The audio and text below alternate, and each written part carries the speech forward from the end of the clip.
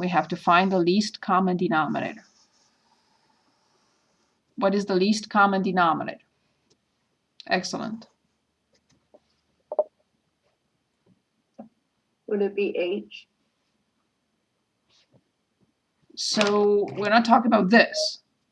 We're talking about the least common denominator, so we can subtract these two fractions. The H I already copied. Okay. I already copied H. So when I have 1/2 plus 1/3, how do I determine the least common denominator? Cross multiply. So to speak. So the least common denominator is 6. 2 was multiplied by 3. So this is a reminder to myself. You multiply 2 by 3, you have to do the same thing to the top. If you multiply the bottom by 3, you have to multiply the top by 3. 3 was multiplied by 2 to get 6, so I have to do the same thing to the top. So 3 times 1 plus 2 times 1, so I get 5/6. Coming back, we are not there yet, and we have to find the least common denominator. This fraction has this denominator, this fraction has this denominator. What is the least common denominator? X plus 3. So this is like saying that here, so the questions are very good because this is extremely important. This is like saying the least common denominator is 2. 2 times 1 is 2. Okay, I don't have to do anything. But 3 times what is 2?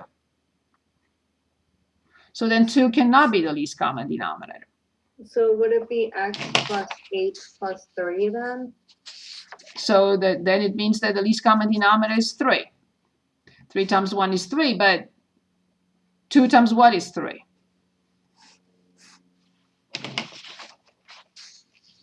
You understand that these two have nothing in common. That's why I gave the example 2 and 3. Forgive me, 2 and 3. We have to multiply them. If they don't have anything in common, then the least common denominator must be the product of the two. Otherwise, you can't continue. Yes, go ahead. Sorry. So we're going to multiply the first fraction in the numerator by x plus 3 over First x of all, plus let's 3. establish, you're correct, but let's establish the least common denominator. So the least common denominator is the product of the two. It doesn't go away. It has to be written first. I mean, it has to be written. If you don't want to write it first, it's still okay. But you have to write the least common denominator at some point in time. Now, this was multiplied by what to get this? X plus 3 over x plus 3. So, okay, so the denominator was multiplied by x plus 3, so the numerator has to be multiplied by x plus 3. Good. X plus 3 was multiplied by what to get this?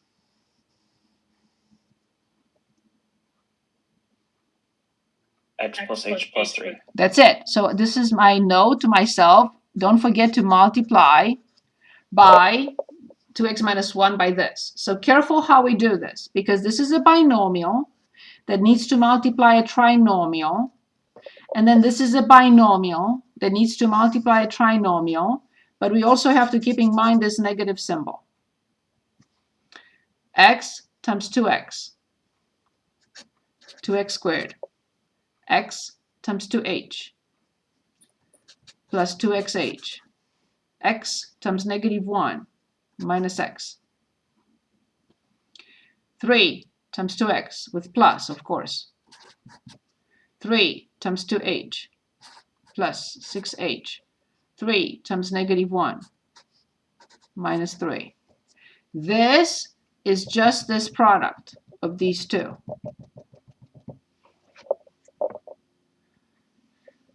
Now 2x times x with minus in front. Negative 2x squared. 2x times h with minus in front. Negative 2xh.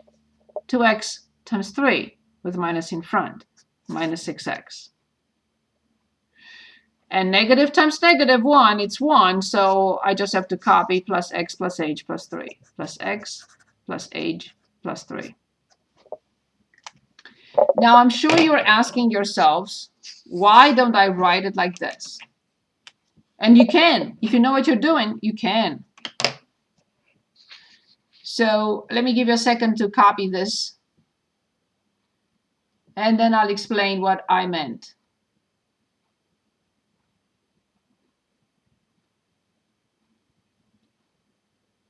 Don't do anything, just wait for a second. So I could have written it like x plus 3 times 2x plus 2h minus 1 minus 2x minus 1 times x plus h plus 3. Everything divided by x plus 3 and x plus h plus 3. The reason why I will not show this is because some of my students, like you said before, simplify this with this, because it's very tempting. I agree. I fully agree. Some of my students will do this, and that would be a terrible mistake. That's why I never write it like that. So I rather multiply up here and write the answer. And now I know for sure that nobody will try to simplify x plus 3 with anything from the top, or simplify x plus h plus 3 with anything from the top, because it's not possible. I'm hoping that nobody will do something like this, right? I'm still hoping that. So this is all, of course, it's h over 1. So next step, the first one, all terms without h must go away. If they don't go away, I know I have a huge error somewhere. So the negative 2x squared with the positive 2x squared. Look at that. Even a term with h is going away, even better. A positive 6x with a negative 6x. A negative x with a positive x. A negative 3 with a positive 3. Awesome. So what is left? I only have this term. I don't see anything else. Everything else is in this term. So just 6h plus h. I don't see anything else. That's it. So 6h plus 1h is 7h. Divided by all this, no one can disregard that. So how do I divide two fractions? What do I do with this fraction from the bottom?